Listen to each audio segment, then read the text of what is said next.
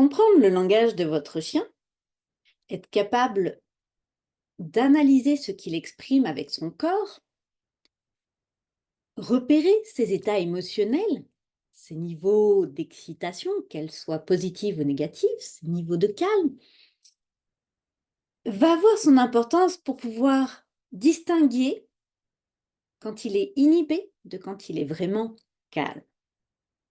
Toute la différence va s'exprimer au niveau de son corps, pas juste au niveau de ses vocalises. Vous pouvez avoir un chien qui aboie, mais qui intérieurement est plutôt détendu. Vous pouvez avoir un chien qui ne dit pas un son, mais qui est très tendu. Un chien tendu va avoir les muscles contractés, la bouche fermée ou alors les commissures en V, va soit être fuyant du regard, soit fixé.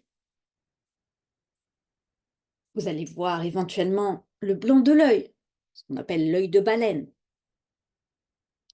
Vous allez avoir la position de la queue qui va être soit très haute et raide, soit plutôt vers l'intérieur de son ventre. Un chien calme va avoir les commissures plutôt en forme de C. Il allaite, mais sans que ce soit l'excès. Sa langue ne pend pas. Elle est juste un petit peu sortie. Ses yeux sont brillants. Ses muscles sont détendus. Si vous les touchez, c'est du marshmallow. Si il bouge, c'est plutôt souple et léger. Prenons l'exemple d'un chien chez le vétérinaire. Vous emmenez votre chien chez le vétérinaire et il a l'air calme. Mais l'est-il? Il va avoir un chien qui reste raide, ne bouge pas, subit tous les soins qu'on lui fait, ne prend aucune initiative. Il ne va pas essayer de bouger une patte tellement il est raide, tellement il est tendu. Par contre, vous ouvrez la porte, il va filer. Puis vous pouvez avoir un chien qui apprécie pas forcément les soins, mais va explorer dès qu'il est hors de la table, va renifler ici et là, va vous regarder, va regarder ailleurs. Si votre vétérinaire a disposé des jouets sur le sol, il peut s'y intéresser. Ça peut être un chien calme. L'autre, on va parler de chien inhibé. Le risque avec un chien juste inhibé, c'est que au moment où il se sent libéré, il va évacuer.